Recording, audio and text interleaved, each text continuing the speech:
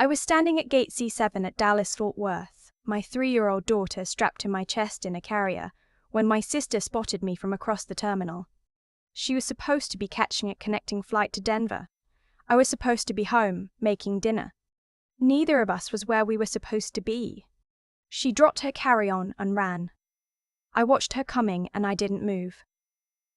I think part of me had stopped being able to move a long time ago. She grabbed my face with both hands and looked at me the way you look at someone you almost didn't recognize. "What are you doing here? Where's your passport?" she asked. "You're on the no-fly list at your own gate." I looked at her and said the truest sentence I had spoken in almost a year. His mother has it. She said she was keeping it safe from me. The noise of the terminal, announcements, rolling luggage, crying babies that weren't mine. All of it blurred into a single low roar. My sister's face went very still. She wasn't looking at me like I was broken. She was looking at me like she was making a decision. "Come with me," she said. "Right now, we're not going anywhere without your documents. Drop a comment and let me know where you're listening from and what time it is for you right now. I'd love to know who's part of our community." The drive back to my sister's car in the short-term parking garage was the strangest 4 minutes of my life. My daughter, Lily, had fallen asleep against my chest while we were waiting at the gate, and she stayed asleep through all of it. Her small weight was the only thing that felt real. I kept one hand pressed to her back, feeling her breathe, while my sister pulled me forward by the elbow like she was afraid I might evaporate. We sat in her car, with the engine off. The concrete of the garage muffled everything. "Talk," she said. I hadn't planned to. I had actually convinced myself there was nothing to say, that I was overreacting, that I had simply misplaced my own documents and my mother-in-law had found them and was holding them for me out of kindness. I had a very sophisticated system for explaining things away. I'd been building it for 11 months. But then she asked, and something cracked loose. "How long has she had your passport?" my sister asked. "Since we got back from the Cancun trip last spring," I said. "She said the house had too many loose papers and she'd found a safe place for important documents. I thought she meant a filing cabinet. I didn't know she meant her house." My sister said nothing. Her hands were flat on the steering wheel. "She has my social security card too," I said. "She said she was helping me organize." "And you let her?" It wasn't an accusation. It was a question wearing the costume of a statement, and I understood what she was really asking. She was asking how. How does a person let that happen? I needed her to understand the mechanics of it, because I had spent months being unable to explain it, even to myself. It doesn't start with someone taking your things. It starts with someone offering to carry them. It started with her showing up the week after Lily was born. My husband Kevin called her without asking me, and she arrived with a casserole dish and a rolling suitcase and a smile that I thought at the time was generous. She was retired, she said. She had nowhere to be. She wanted to help. And I was exhausted in a way I had never experienced in my life. I had a 4-day-old baby who screamed from 2 to 5 in the morning every single night, and a husband who slept through it because he had to be at work by 7, and I hadn't showered in 3 days, and my own mother lived in Phoenix and couldn't get time off. So when my mother-in-law said she'd take the overnight shift, I said yes.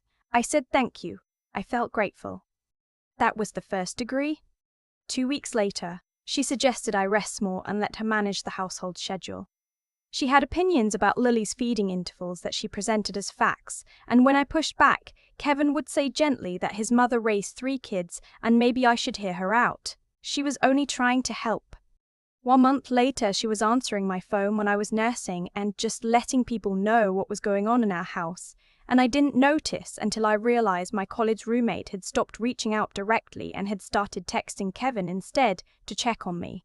When I asked my mother-in-law about it, she said I'd seemed so overwhelmed that she thought filtering my communications would reduce my stress.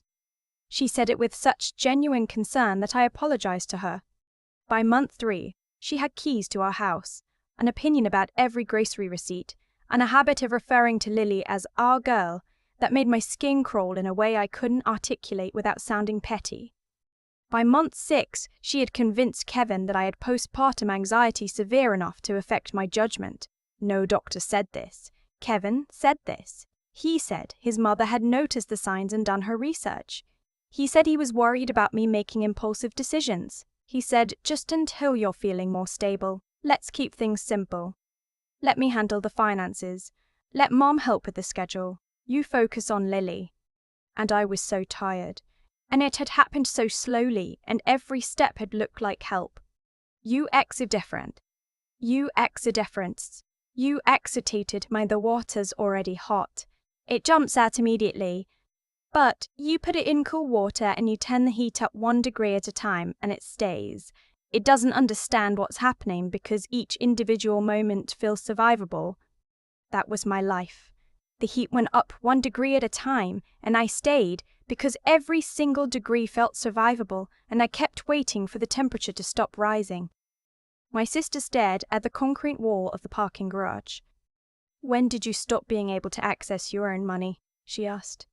Kevin moved everything into a joint account that required both signatures for withdrawals over $200, I said. He said it was for tax purposes. And the passport? I told you. Spring, right after Cancun. And your driver's license? Your birth certificate? I looked down at Lily's sleeping face. His mother offered to make a household binder, important documents for the whole family. She said it was more organized. My sister made a sound that wasn't quite a word. Then she put the car in reverse. We're going to their house, she said. Right now. Fear hit me like a cold front rolling through. The specific, practiced fear of someone who has spent months learning exactly what happens when she disrupts the order of things. She'll say I'm unstable. She'll call Kevin. He'll. I know, my sister said. I'm counting on it. The drive to the house where Kevin and I had lived together for 4 years took 23 minutes. I knew every traffic light. I had driven it so many times that my hands would have remembered the turns, even if my brain had gone somewhere else. But today, I was in my sister's passenger seat, watching the familiar landmarks go by like I was seeing them through glass. We pulled up to the curb, and I saw my mother-in-law's silver Camry in the driveway. Kevin was at the office. It was a Wednesday. My sister got out of the car before I had even finished unbuckling Lily's carrier. I caught up to her on the front porch. The door opened on the second knock. My mother-in-law stood in the frame in a cream cardigan holding a dish towel. She looked at my sister first, then at me, and her expression did something complicated. The warmth dropped out of it so fast it was like watching a projection get switched off. This is a surprise, she said. Her voice was smooth. I didn't know you were in town. I wasn't planning to be, my sister said. I need Nora's documents. My mother-in-law tilted her head with the patient confusion of someone who has never once been caught doing anything wrong. I'm sorry? Her passport, my sister said, her social security card, her birth certificate, her daughter's birth certificate, everything in the household binder that belongs to Nora. Those are family documents, my mother-in-law said. I keep them organized for everyone's benefit. I'm sure Kevin would want to know we're having this conversation, my sister said. Should we call him right now? I'd love to explain to him why his wife couldn't board a flight this morning because she doesn't have access to her own identification. Something shifted in the air. My mother-in-law looked at me. There was nothing maternal in it. You're being dramatic, she said to me, directly. You know how you get when you're overwhelmed. You forgot where things were, and I've been keeping everything safe. I've done nothing but help this family. And there it was. The thing I had heard in 100 variations over 11 months. You're being dramatic. You know how you get. I've been helping. Said with such certainty, such practiced calm, that it had worked every time before. My brain would second-guess itself. Reframe the situation, conclude I was the problem. But I was standing on the porch with my daughter against my chest and my sister beside me, and something had changed. Something had cracked open at gate C7 and couldn't be sealed back up. You are not helping me, I said. My voice came out steadier than I expected. You have my government-issued identification. I need it back. Today. She laughed. It was a short, controlled sound. Nora, sweetheart, you're not well. This is exactly the kind of impulsive episode Kevin and I were worried about. Come inside, let's have tea. Your sister can. Give her the documents. My sister stepped forward and her voice was the kind of quiet that's louder than shouting. Or I'm calling the Dallas County Sheriff's Office right now and reporting that my sister's identification documents are being withheld from her without her consent. That's theft. That's also potentially interfering with federally issued identification, and I promise you that is a conversation you do not want to have. My mother-in-law looked at her for a long moment. The dish towel in her hands had stopped moving. I'll get the binder, she said. She was back in 4 minutes. She set it on the porch railing without handing it to me directly, the way you set something down when you don't want to admit you're surrendering it. Then she went back inside and closed the door without another word. I opened the binder on the porch. Passport, social security card, birth certificate, Lily's birth certificate, my marriage certificate, and something else. A folder I hadn't seen before. Thin manila, tucked in the back behind a plastic sleeve. I pulled it out while my sister watched. It was a printout of a phone consultation summary from a family law attorney in Plano. The date was 6 weeks ago. The client listed was Kevin, last name redacted. The notes referenced custodial options in cases of documented maternal mental health concerns and asset protection strategies prior to filing. I read it twice. He hadn't been helping me, he had been building a case. My sister took the paper from my hands very gently, read it, and folded it with the precise, controlled movements of someone who is working very hard not to show exactly how furious she is. Get in the car, she said. I got in the car. The drive to my sister's hotel was 20 minutes. I spent 12 of them staring at the folder in my lap, and 8 of them talking to myself in my own head. The part of me that had been running a quiet, careful operation for the past 4 months that I had not told anyone about, not even her. Because here is the thing about being slowly dismantled by people who love you in front of their faces and plan against you behind your back. You can't yank against the chain, it just chokes you harder. You wait. You pay attention. You learn to move without being seen, and when you're ready, you pick the lock while they're sleeping. I had started paying attention in month 7, when Kevin left his laptop open on the kitchen counter, and I saw an email from his mother with the subject line, Next Steps. I didn't open it. I memorized the preview text. That night, I started keeping a note to my phone, password protected, in a folder labeled Lily's Recipes that I knew no one would ever open. Dates, amounts, statements Kevin made about our finances, screenshots I took when he let his phone face up. Every time he redirected money, every time his mother mentioned my mental state to a third party in my presence, every account number I could find. In month 9, I discovered he had opened a personal savings account I didn't know about and had been transferring $800 a month into it from our joint account, small enough not to be noticeable, large enough to matter. Over 11 months, that was nearly $9,000. In month 10, I requested a copy of my credit report from annualcreditreport.com and found a personal loan in my name from a credit union in Fort Worth, $22,000. Opened 8 months ago. I had never set foot in that credit union. The signature on the application, which I requested under the Fair Credit Reporting Act, was a bad imitation of mine. Kevin worked in financial planning. He knew exactly how these things worked. I had printed everything. I had kept it in a manila folder inside a zippered pocket of Lily's diaper bag, which his mother never touched because she found diaper changes distasteful. I had been waiting for the right moment. I had been waiting until I could leave and not be dragged back. Gate C7 had not been the plan, but sometimes the moment finds you. In the hotel room, I spread everything on the bed. My sister sat on the edge of the mattress and went through it piece by piece, the credit report, the account statements, the attorney consultation printout, the screenshots. She was quiet for a long time. This is fraud, she said. The loan, that's identity theft and fraud. I know. This isn't a marriage problem, Nora. This is a federal crime. I know that too.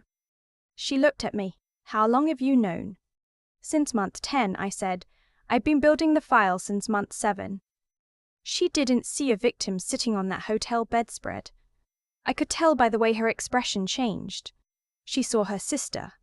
She called her attorney first. Then she called mine. The one I had already consulted twice by phone, paid for with $200 cash I had pulled from the grocery budget, $20 at a time over 3 months. Kevin showed up at the hotel that night with his mother behind him, both of them talking over each other about instability and impulsive decisions and what was best for Lily. I opened the door and handed him an envelope.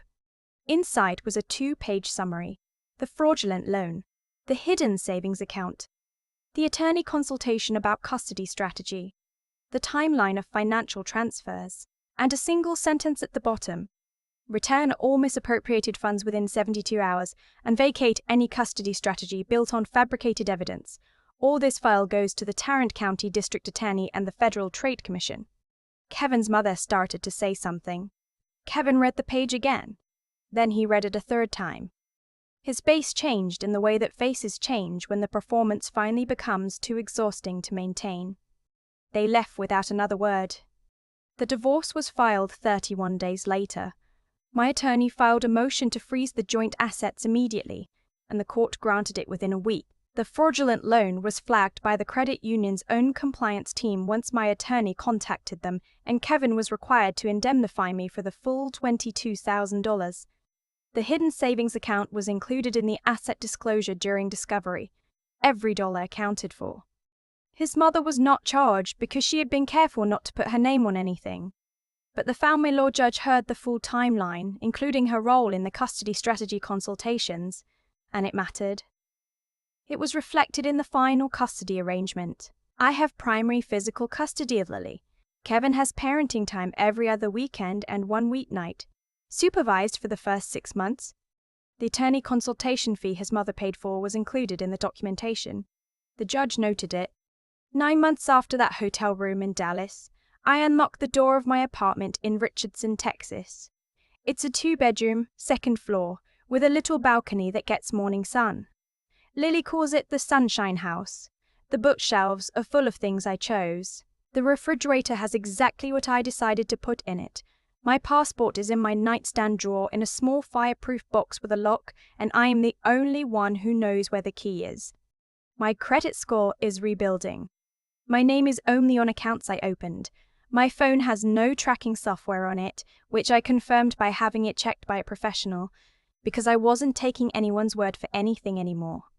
Kevin is in a debt repayment arrangement with the court. His mother sends texts occasionally that I don't answer. My sister calls every Sunday. Last week she asked me how I was doing, and I told her the truth: better. Not fixed, not finished, but breathing in a way I hadn't been able to breathe in almost 2 years. There is a difference between surviving inside something and living outside it, and for a long time I had convinced myself those were the same thing.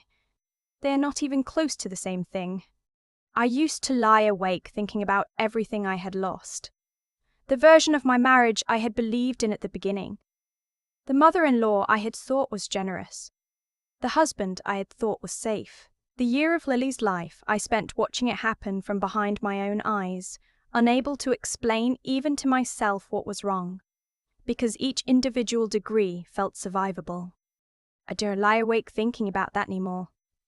I lie awake sometimes, listening to Lily breathe through the baby monitor, the small, even sound of her being completely unaware that her mother spent nearly a year picking a lock so she would never have to know what was on the other side of it. That was always the only thing that mattered. She doesn't know. She's 3. She thinks we moved to the Sunshine House because it has a better playground. She's right. It does. I think about Gate C7 a lot. Not because it was the worst moment. It wasn't, not even close. The worst moments happened quietly, inside a house that looked perfectly fine from the outside. They happened in the small surrenders. The first time I handed over my grocery receipt to be reviewed. The first time I let someone else answer my phone.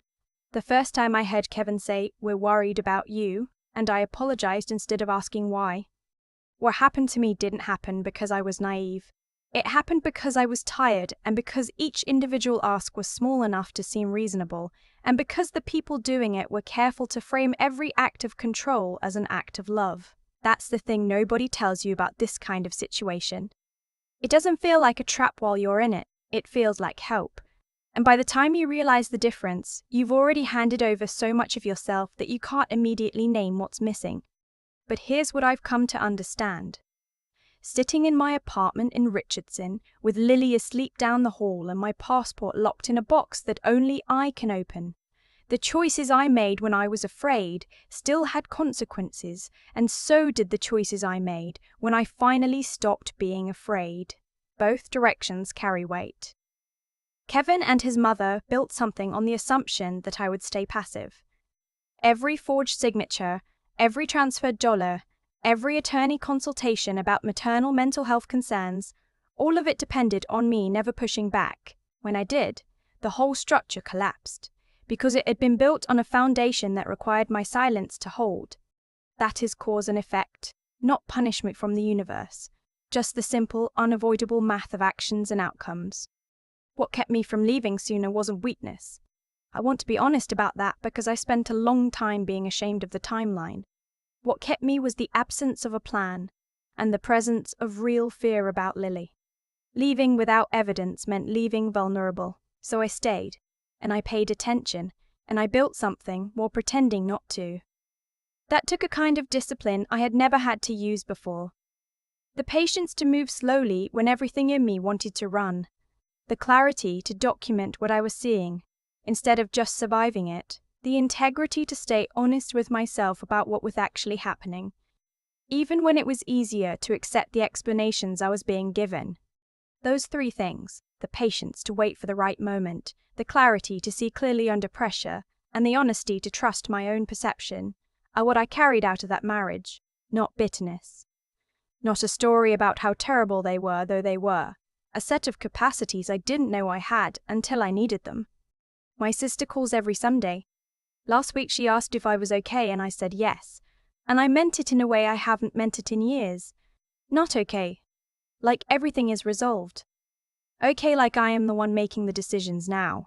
Okay, like Lily is fine, and I am fine, and the Sunshine House has a good playground and morning light on the balcony and absolutely no one else's name on the lease. That's enough. For right now, that is more than enough.